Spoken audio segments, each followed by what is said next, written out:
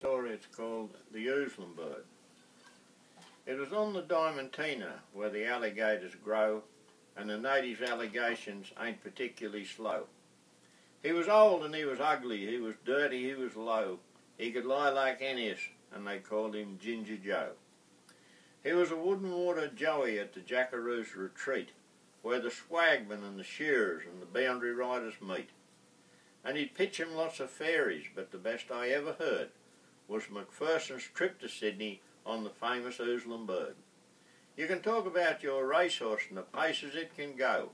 Why, it just amounts to crawling, nothing else, says Ginger Joe. There's no Marengo station, it's away beyond the peak, over 60 miles from Birdsville as you go by Cooper's Creek, which the blacks call Cally Cooper, and they'll tell you that Lake Eyre was one time an inland ocean. Well, the Oozlum Bird is there. Bet your boots it ain't no chicken, it's as big and wide across as the bird that beats the steamships. Why, it's called the albatross. And that's the bird that old King Mulga used to tell the boys and me. They were there when Central Australia was a roaring inland sea. I was cooking old Marengo when McTavish had to run, and his missus died and left him with a boy, the only one. And Jock Macpherson was his nephew, recently come from Scotland too. He'd been sent out to get experience as a kind of jackaroo.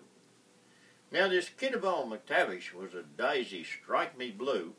There was nothing that was mischief that the kiddie wouldn't do. But he was a kindly kinchin and a regular little brick, and we all felt mighty sorry when we heard that he was sick. It was a kind of fever that the little bloke had got, and McTavish he remembered when he cursed and swore a lot.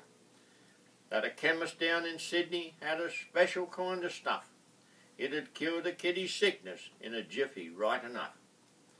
So he sent me to Birdsville on the fastest horse we had, and I was to wire to Sydney for the medicine for the lad. And it is to come by special train and camel pack from Burke. It'd take a week to do it and be mighty slippery work.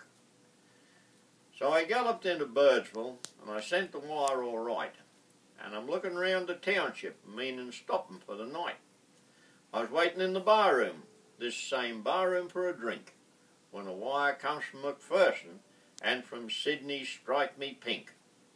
I'd left him at Marengo on the morning of that day.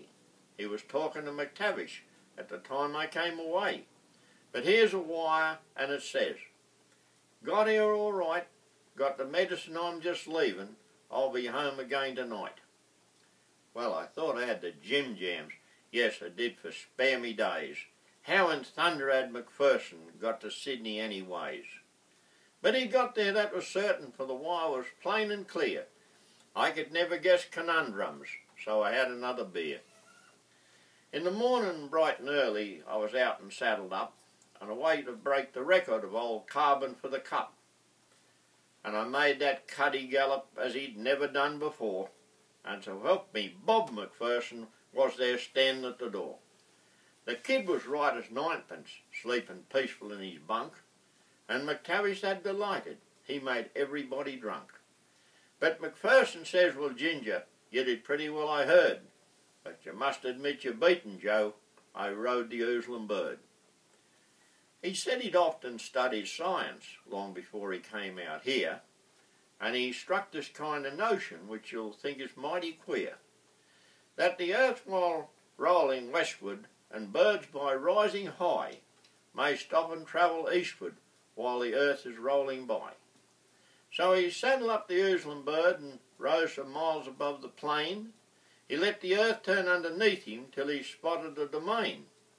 Came down and walked up George Street, got the medicine wired to me, rose again and reached Marengo, just as easy as could be. But, says I, if you went eastward, just as easy as you say, how did you get back? He answered, "Well, I came the other way." So in 26 hours, take the yarn from what it's worth, Jock Macpherson and the Oozlum had been all around the earth. And it's a curious bird, this Oozlum Bird, and a bird that's mighty wise. It always flies tail first, to keep the dust out of its eyes. And if you don't believe the story, and some people don't you know, why the blinded map will prove it. Strike me fat, says Ginger Joe. Look along the Queensland border on the South Australian side. There's a township christened Birdsville because of Jock McPherson's ride.